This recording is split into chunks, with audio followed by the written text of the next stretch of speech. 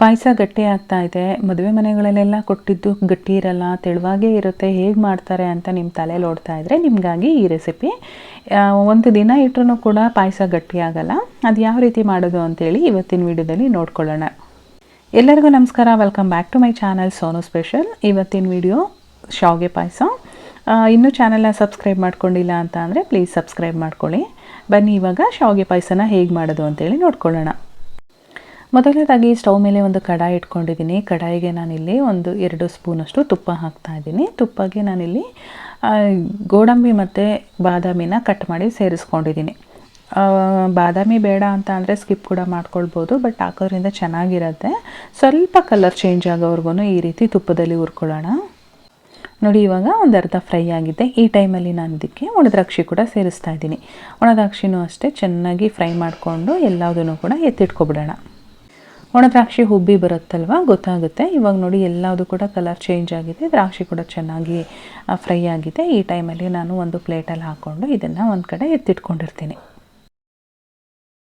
ಇವಾಗ ಅದೇ ಕಡಾಯಿನಲ್ಲಿ ತುಪ್ಪ ಇರುತ್ತಲ್ವ, ಅದೇ ತುಪ್ಪಕ್ಕೆ ನಾನಿಲ್ಲಿ 1.5 ಕಪ್ಪಷ್ಟು ಶಾವಿಗೆ ಸೇರಿಸ್ಕೊಳ್ತಾ ಇದ್ದೀನಿ. ತುಪ್ಪ ಇಲ್ಲ ಅಂತ ಅಂದರೆ ಮೇಲಿಂದ ಇನ್ನೊಂದು 2 ಸ್ಪೂನಷ್ಟು ತುಪ್ಪ ಹಾಕ್ಕೊಳ್ಳಿ. ತುಪ್ಪದಲ್ಲಿ ಕಲರ್ ಚೇಂಜ್ ಆಗೋವರೆಗೂ ಶಾವಿಗೆನ ಚೆನ್ನಾಗಿ ಹುರ್ಕೊಳ್ಳೋಣ. ಆದಷ್ಟು ಮೀಡಿಯಮ್ ಫ್ಲೇಮಲ್ಲಿ ಇಟ್ಕೊಂಡು ಹುರ್ಕೊಳ್ಳಿ, ಇಲ್ಲಾಂದರೆ ಸೀದೋದಂಗೆ ಆಗುತ್ತೆ. 1-2-3 ನಿಮಿಷ ಆದಮೇಲೆ ಈ ರೀತಿ ಫ್ರೈ ಆಗಿರುತ್ತೆ. ಎಷ್ಟು ಕಲರ್ ಚೇಂಜ್ ಆಗಿದೆ, ಬ್ರೌನ್ ಕಲರ್ ಆಗಿದೆ. ಈ ಟೈಮಲ್ಲಿ ನಾನು ಇದಕ್ಕೆ ಚೆನ್ನಾಗಿ ಕಾಯ್ದಿರ್ತಕ್ಕಂಥ ನೀರನ್ನು ಸೇರಿಸ್ತಾ ಇದ್ದೀನಿ. ಅರ್ಧ ಲೀಟ್ರು ನೀರನ್ನು ಸೇರಿಸ್ಕೊಳ್ಬೇಕು. ಈ ರೀತಿ ಮಾಡೋದ್ರಿಂದ ಇದೊಂದು ಟಿಪ್ ಅಂತಲೇ ಇಟ್ಕೊಳ್ಳಿ. ಈ ರೀತಿ ಮಾಡೋದ್ರಿಂದ ಯಾವುದೇ ಕಾರಣಕ್ಕೂ ಪಾಯಸ ನಮಗೆ ಗಟ್ಟಿ ಆಗೋದಿಲ್ಲ. ತಣ್ಣೀರು ಹಾಕ್ಬೋದಾ ಅಂತ ಕೇಳಿದ್ರೆ ಖಂಡಿತವಾಗ್ಲೂ ಇಲ್ಲ, ಚೆನ್ನಾಗಿ ಕಾಯಿಸ್ಬಿಟ್ಟೇ ನೀರನ್ನು ಹಾಕಬೇಕು. ಇವಾಗ ನೋಡಿ ಕಟ್ಟಾಗ್ತಾ ಇದೆ ಅಲ್ವಾ ಶಾವಿಗೆ. ಈ ಟೈಮಲ್ಲಿ ಇದಕ್ಕೆ ನಾನು 1/4 ಲೀಟ್ರಷ್ಟು ಹಾಲನ್ನು ಸೇರಿಸ್ತಾ ಇದ್ದೀನಿ. ಹಾಲು ಕಾಯಿಸಿರೋದಿದ್ರೆ ಅದನ್ನು ಹಾಕ್ಬೋದು. ಸೊ ನನ್ನ ಹತ್ರ ಫ್ರೆಶ್ ಹಾಲಿತ್ತು, ಅದನ್ನೇ ಹಾಕ್ಕೊಂಡಿದ್ದೀನಿ ನಾನಿಲ್ಲಿ. ಹಾಲು ಹಾಕಿದ ಮೇಲೆ ಚೆನ್ನಾಗಿ ಒಂದು ಸಲ ಮಿಕ್ಸ್ ಮಾಡಿಕೊಂಡು ಚೆನ್ನಾಗಿ ಕುದಿಸ್ಕೊಡ್ಬೇಕು.